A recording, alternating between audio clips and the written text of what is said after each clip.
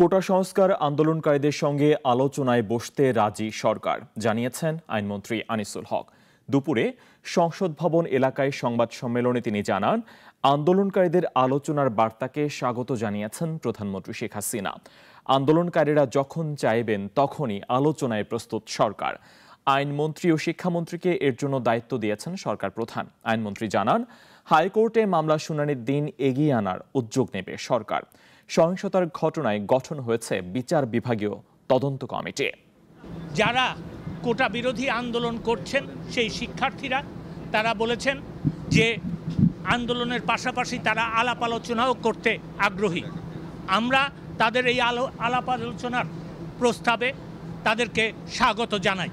তারা যখনই বসতে রাজি হবে, এটা যদি আজকে হয়, আজকেই আমরা বসতে রাজি আছি।